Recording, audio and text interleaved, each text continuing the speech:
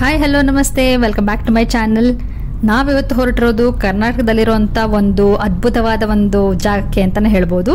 ತಮ್ಮನೇ ನೋಡಿ ಆಲ್ರೆಡಿ ನಿಮಗೆ ಗೊತ್ತಾಗಿರುತ್ತೆ ನಾವೆಲ್ಲಿ ಹೋಗ್ತಾ ಇದ್ದೀವಿ ಅಂತ. ಎಸ್, ನಾವಿವತ್ತು ಯಾಣ ಕಡೆ ಹೋಗ್ತಾ ಇದ್ದೀವಿ. ಯಾಣಗೆ ನಿಮ್ಮಲ್ಲಿ ಎಷ್ಟೋ ಜನ ಹೋಗಿರ್ತೀರಾ. ಹೋಗಿಲ್ದಿರೋರಿಗೆ ಈ ಯಾಣಗೆ ಹೇಗೆ ರೀಚ್ ಆಗಬೇಕು, ಇಲ್ಲಿ ಏನು ನೋಡೋದಕ್ಕಿದೆ, ಹೇಗಿದೆ ಎಲ್ಲಾನು ಕಂಪ್ಲೀಟ್ ಡೀಟೇಲ್ಸ್ ನಾನು ಈ ವಿಡಿಯೋದಲ್ಲಿ ಕೊಡ್ತಾ ಇದ್ದೀನಿ. ಸೊ ಹಾಗಾಗಿ ವಿಡಿಯೋನ ಎಂಡ್ವರೆಗೆ ನೋಡಿ. ಡೆಫಿನೆಟ್ಲಿ ಈ ವಿಡಿಯೋಯಿಂದ ನಿಮಗೆ ನೆಕ್ಸ್ಟ್ ಟೈಮ್ ನೀವೇನಾದರೂ ಯಾಣ ಕಡೆ ಟ್ರಿಪ್ ಹೊರಟಿದ್ರೆ ಖಂಡಿತ ಇದು ಹೆಲ್ಪ್ ಆಗುತ್ತೆ. ಯೂಶಲಿ ಅಕ್ಟೋಬರ್ ಟು ಜಾನ್ವರಿ ಟೈಮಲ್ಲಿ ಗೋಕರ್ಣ ಸೈಡ್, ಹೊನ್ನಾವರ ಸೈಡ್, ಈ ಸೈಡ್ ಎಲ್ಲ ತುಂಬಾ ಜನ ಟ್ರಿಪ್ ಅಂತ ಬರ್ತಾ ಇರ್ತಾರೆ. ಹೀಗೇನಾದ್ರೂ ನೀವು ಕೂಡ ಬಂದಿದ್ರೆ ಓಮ್ ಬೀಚ್ ಅಥವಾ ಯಾವ್ದಾದ್ರು ಬೀಚ್ಗಳನ್ನ ನೋಡೋದಕ್ಕೆ ಅಂತ ನೀವು ಈ ಸೈಡ್ ಬಂದಿದ್ರೆ ಈ ಪ್ಲೇಸ್ ನ ಮಿಸ್ ಮಾಡದೆ ವಿಸಿಟ್ ಮಾಡಿ. ಟ್ರೆಕ್ಕಿಂಗ್ ಹೋಗೋ ಮುಂಚೆ ನಿಮ್ಗೆ ಏನ್ ಗೊತ್ತಿರಬೇಕು ಅಂದ್ರೆ, ಈ ಯಾಣ ಕೇವ್ ನ ರೀಚ್ ಆಗೋದಕ್ಕೆ 2 ರೂಟ್ ಇರುತ್ತೆ. ಒಂದು ನಾರ್ತ್ ಸೈಡ್ ರೂಟ್, ಇನ್ನೊಂದು ಸೌತ್ ಸೈಡ್ ರೂಟ್ ಇರುತ್ತೆ. ಸೊ ನಾರ್ತ್ ಸೈಡ್ ಇಂದ ಹೋದ್ರೆ ನಿಮ್ಗೆ ವಿಭೂತಿ ಫಾಲ್ಸ್ ಏನಿದೆ ಅದು ಸಿಗುತ್ತೆ. ಆದ್ರೆ ಸೌತ್ ಸೈಡ್ ಇಂದ ಹೋದ್ರೆ ನಿಮ್ಗೆ ವಿಭೂತಿ ಫಾಲ್ಸ್ ಸಿಗಲ್ಲ. ಮಿರ್ಜಾನ್ ಫೋರ್ಟ್ ಏನಿದೆ ಆ ರೂಟ್ ಇಂದ ತಗೊಂಡು ನೀವು ಮಿರ್ಜಾನ್ ಫೋರ್ಟ್ ನ ಕವರ್ ಮಾಡ್ಕೊಂಡ್ ಬೇಕಿದ್ರೆ ನೀವು ಯಾಣಗೆ ರೀಚ್ ಆಗ್ಬಹುದು. ಸೊ ಹೀಗೆ 2 ರೂಟ್ ಇರೋದ್ರೆ ನೀವು ಯಾವ ಕಡೆ ಸೈಡ್ ಇಂದ ಹೋಗ್ತೀರಾ ಅಂತ ನೀವು ಡಿಸೈಡ್ ಮಾಡ್ಕೊಳ್ಬೇಕಾಗುತ್ತೆ. ಮತ್ತೆ ಇನ್ನೊಂದು ಕರೆಕ್ಟ್ ಡಿಸಿಷನ್ ಏನ್ ತಗೊಳ್ಬೇಕಂತಂದ್ರೆ, ನೀವೇನಾದ್ರೂ ಕುಮಟಾ ಸೈಡ್ ಇಂದ ಹೋಗ್ತಾ ಇದ್ರೆ ನಿಮ್ಮ ಟ್ರೆಕ್ಕಿಂಗ್ ಟೈಮ್ ಏನಿದೆ ಅದು ಸ್ವಲ್ಪ ಜಾಸ್ತಿ ಇರುತ್ತೆ. ಒಂದು ನಿಯರ್ಲಿ 3 ಕಿಲೋಮೀಟರ್ಸ್ ಟು 4 ಕಿಲೋಮೀಟರ್ಸ್ ನೀವು ವಾಕ್ ಮಾಡ್ಕೊಂಡು ಟ್ರೆಕ್ ಮಾಡಬೇಕಾಗುತ್ತೆ. ಅದೇ ನೀವು ಶಿರ್ಸಿ ಸೈಡ್ ಇಂದ ಹೋದ್ರೆ ನಿಮ್ಮ ಟ್ರೆಕ್ಕಿಂಗ್ ಟೈಮ್ ಏನಿದೆ ಕಡಿಮೆ ಇರುತ್ತೆ. ಜಸ್ಟ್ ವಿದಿನ್ 1 ಕಿಲೋಮೀಟರ್ ನಿಮಗೆ ಬೇಗನೆ ರೀಚ್ ಆಗ್ಬೋದು. ಸೊ ನಿಮ್ಮ ಟ್ರೆಕ್ಕಿಂಗ್ ಟೈಮ್ ಕೂಡ ಇಲ್ಲಿ ಇನ್ಕ್ಲೂಡ್ ಆಗೋದ್ರಿಂದ ನೀವು ಬೇರೆ ಏನಾದ್ರೂ ಪ್ಲಾನ್ಸ್ ಇದ್ರೆ, ಬೇರೆ ಕಡೆ ಹೋಗೋಂತ ಪ್ಲಾನ್ಸ್ ಇದ್ರೆ ನಿಮ್ಮ ಟೈಮಿಂಗ್ ನೋಡ್ಕೊಂಡು ನೀವು ಇಲ್ಲಿ ಡಿಸೈಡ್ ಮಾಡಬೇಕಾಗುತ್ತೆ.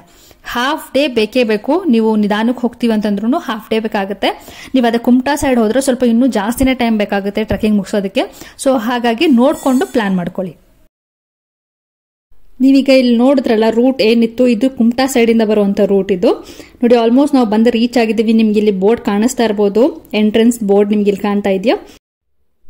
ಶ್ರೀ ಕ್ಷೇತ್ರ ಯಾಣಕ್ಕೆ ಸುಸ್ವಾಗತ, ಹೊನ್ನಾವರ ಅರಣ್ಯ ವಿಭಾಗ, ಕುಮಟಾ ಉಪವಿಭಾಗ. ನಾವೀಗ ನಮ್ಮ ಕಾರ್ನ ಪಾರ್ಕ್ ಮಾಡಿಬಿಟ್ಟು ಪಾರ್ಕಿಂಗ್ ಚಾರ್ಜ್ ಏನಿದೆ ಅದನ್ನು ಕಟ್ತಾ ಇದ್ದೀವಿ. ಪಾರ್ಕಿಂಗ್ ಚಾರ್ಜಲ್ಲಿ 20 ರೂಪೀಸ್ ತಗೊಳ್ತಾರೆ. ಬೇರೆ ಯಾವುದೇ ಎಂಟ್ರಿ ಫೀ ಇಲ್ಲ. ಬರೀ ವೆಹಿಕಲ್ ಪಾರ್ಕಿಂಗಿಗೆ ಮಾತ್ರ ನಾವು ಇಲ್ಲಿ ಕಟ್ಟಬೇಕಾಗುತ್ತೆ, ಒಂದು 20 ರೂಪೀಸ್. ಅದೇ ನೀವು ಏನಾದ್ರು 2 ವೀಲರ್ ಇದ್ರೆ 10 ರೂಪೀಸ್, ಆ ಥರ ಅಕಾರ್ಡಿಂಗ್ಲಿ ಅವರು ಚಾರ್ಜ್ ಮಾಡ್ತಾರೆ. ಹಾಗೆಯೇ ಅವಾಗ ಅನೌನ್ಸ್ಮೆಂಟ್ ಆಗ್ತಾ ಇರುತ್ತೆ, ಪ್ಲಾಸ್ಟಿಕ್ ಯೂಸ್ ಮಾಡಬೇಡಿ. ಹಾಗೆ ಬೋರ್ಡ್ಸ್ ಎಲ್ಲ ಹಾಕಿದ್ದಾರೆ, ಪ್ಲಾಸ್ಟಿಕ್ ಯಾವುದೇ ರೀತಿ ಪ್ಲಾಸ್ಟಿಕ್ ಯೂಸ್ ಮಾಡಬಾರ್ದು ಅಂತ. ತುಂಬಾ ನೀಟಾಗಿ ಮೇಂಟೈನ್ ಮಾಡಿದ್ದಾರೆ ಫಾರೆಸ್ಟ್ ಡಿಪಾರ್ಟ್ಮೆಂಟ್ ಅವರು. ಅಪ್ಪಿತಪ್ಪಿ ಏನಾದರೂ ಪ್ಲಾಸ್ಟಿಕ್ ಯೂಸ್ ಮಾಡಿದ್ರೆ ಅವರು ಫೈನ್ ಕೂಡ ಇಲ್ಲಿ ಸೊ ಹಾಗಾಗಿ ನೀವೇನಾದರೂ ಪ್ಲಾಸ್ಟಿಕ್ ಕ್ಯಾರಿ ಮಾಡ್ತಾ ಇದ್ರೆ ಅದನ್ನು ನಿಮ್ಮ ವೆಹಿಕಲ್ ಅಲ್ಲೇ ಬಿಟ್ಟು ಬರೋದು ಒಳ್ಳೇದು. ನೋಡಿ ಇಲ್ಲಿ ನೋಡ್ತಾ ಇದ್ರಲ್ಲ, ಮಡ್ ರೋಡ್ ಇದೆ ಫುಲ್ ಕಂಟಿನ್ಯೂಸ್ ಆಗಿ. ಈ ಮಡ್ ರೋಡ್ ಅಲ್ಲಿ ವಾಕ್ ಮಾಡ್ಕೊಂಡು ಹೋಗ್ಬೇಕಾಗುತ್ತೆ. ಎಂಟ್ರೆನ್ಸ್ ಅಲ್ಲಿ ಕೇಳಿದ್ವಿ ನಾವು ಎಷ್ಟೊತ್ತು ಆಗ್ಬೋದು ರೀಚ್ ಆಗೋದಕ್ಕೆ ಅಂತ. ಒಂದು ಹಾಫ್ ಅನ್ ಅವರ್ ಆಗುತ್ತೆ ಅಂತ ಹೇಳಿದ್ದಾರೆ. ಇದು ಕುಮಟಾ ಸೈಡ್ ರೋಡ್ ಆಗಿರೋದ್ರಿಂದ ಸ್ವಲ್ಪ ವಾಕ್ ಡಿಸ್ಟೆನ್ಸ್ ಏನಿದೆ ಇದು ಸ್ವಲ್ಪ ಜಾಸ್ತಿನೇ ಇದೆ, ನಡ್ಕೊಂಡು ಹೋಗ್ಬೇಕಾಗತ್ತೆ. ಸೊ ಬನ್ನಿ ಹಾಗಿದ್ರೆ ವಾಕ್ ಮಾಡ್ಕೊಂಡು ಹೋಗೋಣ.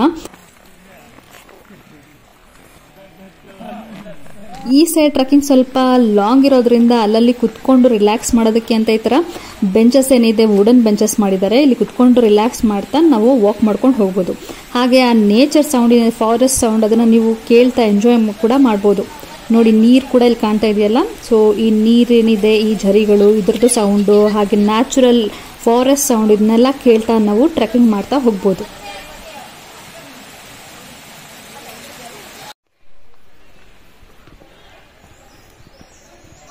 ನಿಜ ಡಿಫ್ರೆಂಟ್ ಕಲ್ಲಲ್ವಾ?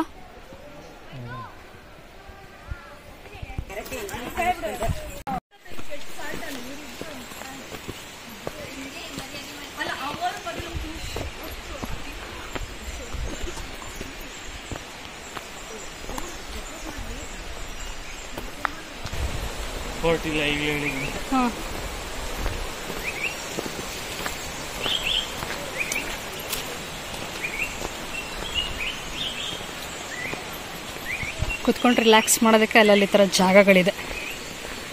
Use me.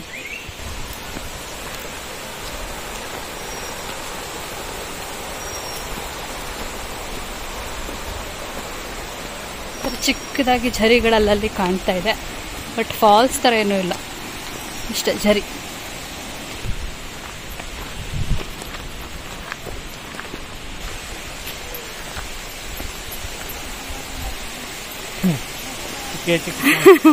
ಚಿಕ್ಕ ಫಾಲ್ಸ್.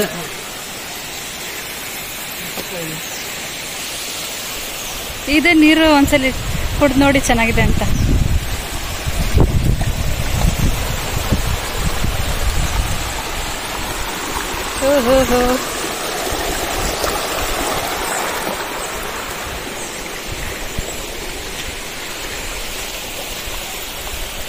ಮಳೆಗಾಲದಲ್ಲಿ ಜಾಸ್ತಿ ಇರುತ್ತೆ ಅನ್ಸುತ್ತೆ ನೀರು.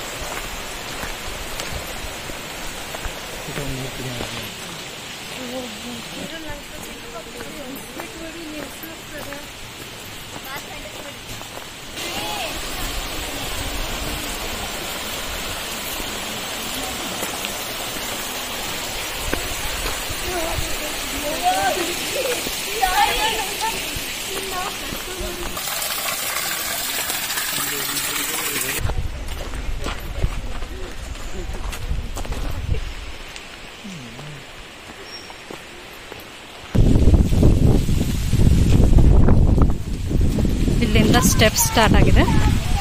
ಸ್ಟೆಪ್ಸ್ ಹತ್ಕೊಂಡು ಹೋಗ್ಬೇಕು. ಲಂಚರಿ ಲಾಸ್ಟಲ್ಲಿ ಕೊನೆಗಳು.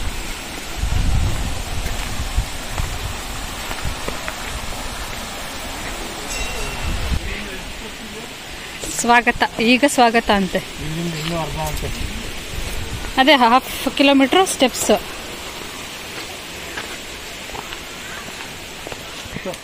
ಒಬ್ಬರಿಗೆ 10 ರೂಪಾಯಿನಾ ಟಿಕೆಟ್? ಇದೇನಿದು? Temple, Mahaganapati temple close.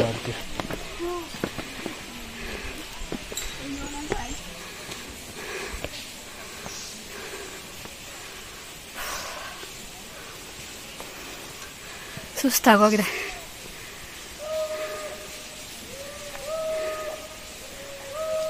ಇದು ಒಂದು ಬೆಟ್ಟ ಅಷ್ಟೇ.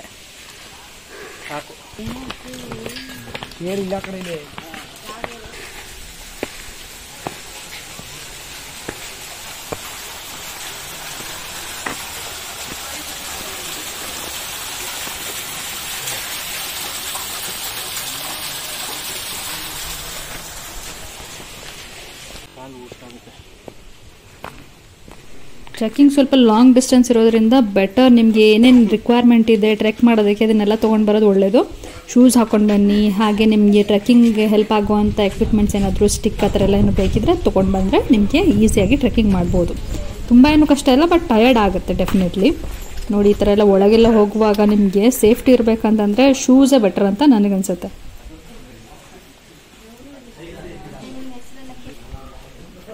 ಚಂಡಿಕಾದೇವಿ ಮೂಲ ಸ್ಥಾನವಾಗಿದ್ದು ಭಕ್ತಾದಿಗಳು ಸ್ವಚ್ಛತೆಯನ್ನು ಕಾಪಾಡಿ ಅಂತ ಹಾಕಿದ್ದಾರೆ ಅಲ್ಲಿ ಬೋರ್ಡ್.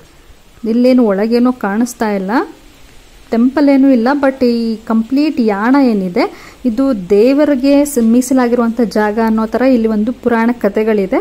ಸೊ ಹಾಗಾಗಿ ಇಲ್ಲಿ ಕ್ಲೀನ್ನೆಸ್ನ ಮೇಂಟೈನ್ ಮಾಡಿ ಅಂತ ಹೇಳ್ತಾರೆ.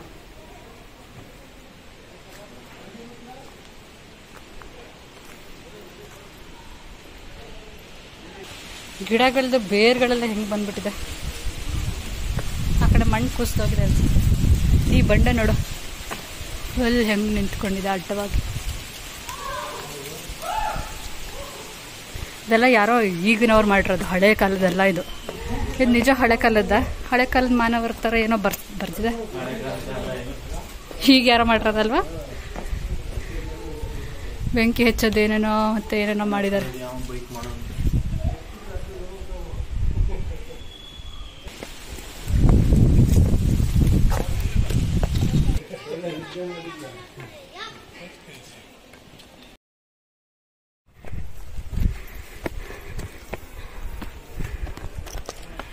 ಅಂತ ತುಂಬ ಏನು ಕಪ್ಪಿಲ್ಲ. ಬುದಿ ಬುದಿ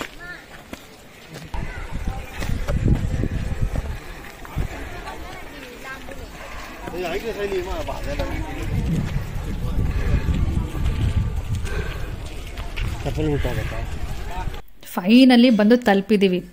ಹತ್ಕೊಂಡು ಬರೋಷ್ಟರಲ್ಲಿ ತುಂಬಾ ಟಯರ್ಡ್ ಆಗುತ್ತೆ. ಸೊ ಹಾಗಾಗಿ ಸ್ವಲ್ಪ ಒಂದು ಬ್ರೇಕ್ ತೊಗೊಳ್ಳೋಣ ಅಂತ ಹೇಳಿ ಈಗ ಹೋಗ್ತಾ ಇದ್ದೀವಿ.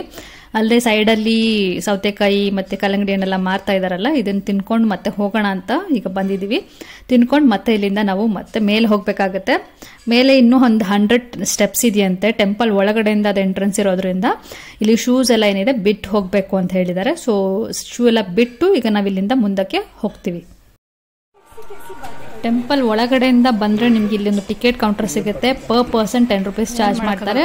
ಅಲ್ಲಿಂದ ಜಸ್ಟ್ 100 ಸ್ಟೆಪ್ಸ್ ನಾವು ವಾಕ್ ಮಾಡ್ಕೊಂಡು ಹೋಗಬೇಕಾಗುತ್ತೆ ಅಷ್ಟೇ ಯಾಣ ಕೇವ್ನ ರೀಚ್ ಆಗೋದಕ್ಕೆ.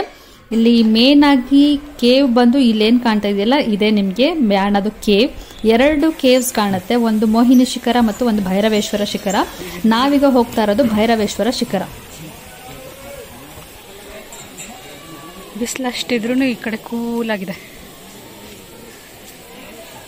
ಸೈಡಿಂದ ಬರೋದಾ?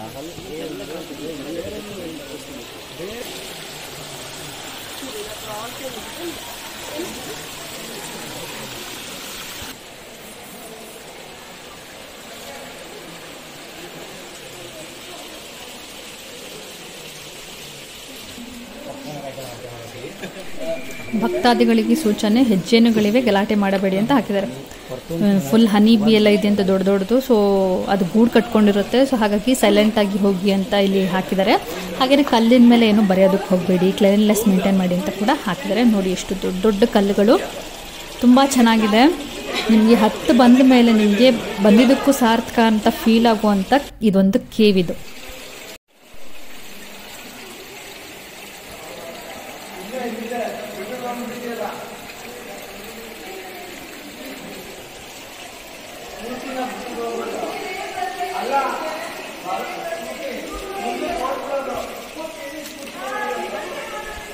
ಸ್ಟಾರ್ಟಿಂಗಲ್ಲೇ ನಾನು ನಿಮ್ಗೆ ಹೇಳಿದೆ ಈ ಪ್ಲೇಸ್ ಒಂದು ಮಿರಾಕಲ್ ಅಂತ. ಯಾಕೆ ಅಂದರೆ ಇಲ್ಲಿರುವಂಥ ಕಲ್ಲುಗಳನ್ನ ನೋಡಿದರೆ ಇದು ನಾರ್ಮಲ್ ಕಲ್ಲುಗಳ ಥರ ಇಲ್ವೇ ಇಲ್ಲ, ಇನ್ನು ತುಂಬಾ ಡಿಫ್ರೆಂಟ್ ಆಗಿರುವಂಥ ಕಲ್ಲುಗಳು. ಸೊ ನಿಮಗೆ ಗೊತ್ತಾಗ್ತಿದೆ, ನೋಡ್ತಾ ಇದ್ದೀರಲ್ಲ ಹೇಗಿದೆ ಅಂತ.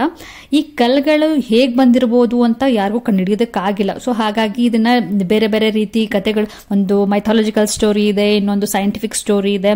ಸೊ ಹೀಗೆ ಡಿಫ್ರೆಂಟ್ ಸ್ಟೋರೀಸ್ ಇರೋದ್ರಿಂದ ಇದುವರೆಗೂ ಇದೆ ಎಕ್ಸಾಕ್ಟ್ ಆಗಿ ಅಂತ ಹೇಳುವಂಥ ಯಾವುದೇ ಒಂದು ಪ್ರೂಫ್ ಕೂಡ ಇದುವರೆಗೂ ಸಿಕ್ಕಿಲ್ಲ. ಸೊ ಹಾಗಾಗಿ ಇದನ್ನ ಮಿರಾಕಲ್ ಅಂತಾನೆ ಹೇಳ್ತಾರೆ.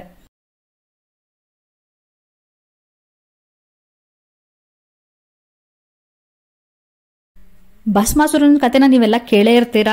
ಭಸ್ಮಾಸುರ ಒಬ್ಬ ರಾಕ್ಷಸ, ಅವನು ಶಿವನ ತಪಸ್ಸು ಮಾಡಿ ಅವನ ಏನೊಂದು ವರವನ್ನ ಪಡ್ಕೊಳ್ತಾನೆ. ತಾನು ಕೈ ಹಾಕಿದವರು ಭಸ್ಮ ಆಗ್ಬೇಕು ಅಂತ ಹೇಳಿ ಅವನು ವರನ ಪಡ್ಕೊಂಡಿರ್ತಾನೆ. ಪಡ್ಕೊಂಡ ಮೇಲೆ ಶಿವನ ಮೇಲೆ ಪ್ರಯೋಗ ಮಾಡಕ್ ಹೋದಾಗ ಶಿವ ಅಲ್ಲಿಂದ ಓಡಿ ಹೋಗ್ತಾನೆ ಅನ್ನೋದೊಂದು ಕತೆ ಇದೆ. ಅದಾದ್ಮೇಲೆ ಈ ವಿಷ್ಣು ಏನಿದ್ದಾನೆ, ವಿಷ್ಣು ಹೇಗಾದ್ರೂ ಮಾಡಿ ಇವನನ್ನ ಮಟ್ಟ ಹಾಕ್ಬೇಕು ಅಥವಾ ಇವನನ್ನ ಒಂದು ಕೊನೆಗಾಣಿಸ್ಬೇಕು ಅಂತ ಹೇಳಿ ಅಲ್ಲಿಗೆ ಮೋಹಿನಿ ರೂಪನ ತಾಳ್ಕೊಂಡು ಬಂದು ಅವನ ರೀತಿಯಲ್ಲಿ ಡ್ಯಾನ್ಸ್ ಮಾಡಿದ ರೀತಿಯಲ್ಲೇ ನೀನು ಕೂಡ ರಿಪೀಟ್ ಮಾಡ್ಬೇಕು ಅಂತ ಹೇಳಿ ಭಸ್ಮಾಸುರನ್ಗೆ ಅವನ ಡ್ಯಾನ್ಸ್ ಮಾಡ್ತಾನೆ ಅವನ ಕೈ ಮೇಲೆ, ಅವನ ತಲೆ ಮೇಲೆ ಅವನ ಕೈ ಇಟ್ಕೊಳ್ಳೋ ತರ ಮಾಡ್ತಾರೆ. ಸೊ ಆ ಸ್ಟೋರಿ ಬೇಸ್ ಮೇಲೆ ಇಲ್ಲಿ ಏನ್ ಹೇಳ್ತಾರೆ ಅಂತಂದ್ರೆ 2 ಶಿಖರಗಳು ಏನ್ ಕಾಣುತ್ತೆ, ಒಂದು ಭೈರವೇಶ್ವರ ಶಿಖರ ಅಂದ್ರೆ ಶಿವ ಒಂದು ಕಲ್ಲಾಗಿ ನಿಂತಿದ್ದು, ಹಾಗೆ ಇನ್ನೊಂದು ಶಿಖರ ಏನ್ ಕಾಣುತ್ತೆ ಅದು ಮೋಹಿನಿ ಶಿಖರ ಅಂದ್ರೆ ವಿಷ್ಣು ಮೋಹಿನಿ ರೂಪ ತಾಳ್ದಂತ ಶಿಖರ. ಭಸ್ಮಾಸುರ ಏನಾದ, ಭಸ್ಮಾಸುರ ಭಸ್ಮ ಆಗ್ಬಿಟ್ಟ. ಸೊ ಭಸ್ಮ ಆಗಿದ್ದಕ್ಕೆ ಇಲ್ಲಿ ಮಣ್ಣೆಲ್ಲ ಸ್ವಲ್ಪ ಕಪ್ಪು ಕಪ್ಪು ತರ ಇದೆ, ಹಾಗೇನೆ ಆ ಭಸ್ಮದ ಕಲರ್ ಏನಿರುತ್ತೆ ಹಾಗಿದೆ ಅಂತ ಇಲ್ಲಿ ನಂಬಿಕೆ ಇದೆ. ನೀವು ಮೇಲೆ ಅಬ್ಸರ್ವ್ ಮಾಡಿದ್ರೆ ವಾಟರ್ ಡ್ರಾಪ್ಸ್ ಹಾಗೆ ಬೀಳ್ತಾ ಇದೆ. ಅಬ್ಸರ್ವ್ ಮಾಡಿ ನಿಮಗೆ ಕಾಣಿಸುತ್ತೆ. ಈಗ ಸ್ವಲ್ಪ ನೀರು ಕಡಿಮೆ ಆಗ್ಬಿಟ್ಟಿದೆ, ಬೇರೆ ಟೈಮಲ್ಲಿ ಸ್ವಲ್ಪ ಜಾಸ್ತಿ ಬೀಳ್ತಾ ಇರುತ್ತೆ. ಈ ನೀರು ಎಲ್ಲಿಂದ ಬರ್ತಾ ಇದೆ ಅಂತ ಯಾರಿಗೂ ಇದುವರೆಗೂ ಕಂಡುಹಿಡಿಯೋದಕ್ಕಾಗಿಲ್ಲ. ಸೊ ಈ ನೀರು ಫೈನಲ್ ಆಗಿ ಹೋಗಿ ಶಿವನ ಹತ್ರ ಸೇರುತ್ತೆ ಅಂತ ಇಲ್ಲಿ ನಂಬಿಕೆ ಇದೆ. ಅದೇ ಸೈಂಟಿಫಿಕ್ ಆಗಿ ನೋಡೋದಾದ್ರೆ ಇಲ್ಲಿ ತುಂಬಾ ವರ್ಷಗಳ ಹಿಂದೆ ವಾಲ್ಕನಿಕ್ ಎರಪ್ಷನ್ ಆಗಿದೆ. ಸೊ ಹಾಗಾಗಿ ಆಫ್ಟರ್ ವಾಲ್ಕನಿಕ್ ಎರಪ್ಷನ್ ಈ ಕಲ್ಲುಗಳೇನಿದೆ ಕಾಸ್ಟ್ ಲೈಮ್ ಸ್ಟೋನ್ ಇಂದ ಮಾಡಿರುವಂತ ಕಲ್ಲುಗಳು ಇಲ್ಲಿ ಉದ್ಭವ ಆಗಿದೆ ಅಂತ ನಂಬ್ತಾರೆ. ಸೊ 2 ರೀತಿ ಸ್ಟೋರಿಗಳಿಗೂ ಯಾವುದೇ ರೀತಿ ಪ್ರೂಫ್ ಇಲ್ಲದೆ ಇರೋದ್ರಿಂದ ಇದನ್ನ ಹೀಗೆ ಮಿಸ್ಟ್ರಿ ಅಂತ ಬಿಟ್ಟಿದ್ದಾರೆ. ಕೆಲವರ ವಾದ ಏನಂತಂದ್ರೆ ಇದೇನಾದ್ರೂ ವಾಲ್ಕನಿಕ್ ಎರಪ್ಷನ್ ಇಂದ ಆಗಿದ್ರೆ ನೋಡಿ ಇಲ್ಲಿ ಮರ ಎಷ್ಟು ಚೆನ್ನಾಗಿ ಬೆಳೆದಿದೆ ಅಲ್ವಾ, ಕಲ್ಲುಗಳ ಮಧ್ಯ ಮರ ಹೇಗ್ ಬಂತು ಅಂತ ಕ್ವಶನ್ ಮಾಡ್ತಾರೆ. ಯಾಕೆಂದ್ರೆ ವಾಲ್ಕನಿಕ್ ಎರಪ್ಷನ್ ಆದ್ಮೇಲೆ ಆ ಪ್ಲೇಸ್ ಹೇಗಾಗಿರುತ್ತೆ ಅಂತ ನಿಮಗೂ ಗೊತ್ತು. ಸೊ ವಾಲ್ಕನಿಕ್ ಎರಪ್ಷನ್ ಏನಾದರೂ ಆಗಿದ್ರೆ ಈ ತರ ಮರಗಳು ಬರೋದಕ್ಕೆ ಚಾನ್ಸ್ ಇಲ್ಲ ಅಂತ ಕೆಲವರು ವಾದ ಇದೆ. ಸೊ ಸ್ಟೋರಿ ಏನೇ ಆಗಿರ್ಲಿ ಪ್ಲೇಸ್ ಅಂತೂ ವರ್ತ್ ವಿಸಿಟಿಂಗ್ ಅಂತಾನೆ ಹೇಳ್ಬೋದು. ನೀವೇನಾದ್ರೂ ಈ ಸೈಡ್ ಟ್ರಿಪ್ ಪ್ಲಾನ್ ಮಾಡಿದ್ರೆ ಮಿಸ್ ಮಾಡದೆ ಈ ಪ್ಲೇಸ್ನ ವಿಸಿಟ್ ಮಾಡಿ ಅಂತ ಹೇಳ್ತಾ ಇವತ್ತಿನ ಈ ವಿಡಿಯೋನ ಇಲ್ಲಿಗೆ ಎಂಡ್ ಮಾಡ್ತಾ ಇದ್ದೀನಿ. ಹೋಪ್ಫುಲಿ ಈ ವಿಡಿಯೋ ನಿಮಗೆ ಇಷ್ಟ ಆಗಿದೆ ಅನ್ಕೊಂಡಿದ್ದೀನಿ, ಇನ್ಫಾರ್ಮೇಶನ್ ಕೂಡ ನಿಮಗೆ ಹೆಲ್ಪ್ ಆಗಿದೆ ಅನ್ಕೊಂಡಿದ್ದೀನಿ. ಸೊ ಇದೇ ರೀತಿ ಬೇರೆ ಬೇರೆ ಪ್ಲೇಸಸ್ ಇನ್ಫಾರ್ಮೇಶನ್ ಬೇಕು ಅಂದ್ರೆ ನನ್ನ ಚಾನಲ್ನ ನೀವು ಇನ್ನೂ ಸಬ್ಸ್ಕ್ರೈಬ್ ಆಗಿಲ್ಲ ಅಂತಂದ್ರೆ ಸಬ್ಸ್ಕ್ರೈಬ್ ಮಾಡೋದು ಕೂಡ ಮರಿಬೇಡಿ. So will meet in the next video. Until then bye bye.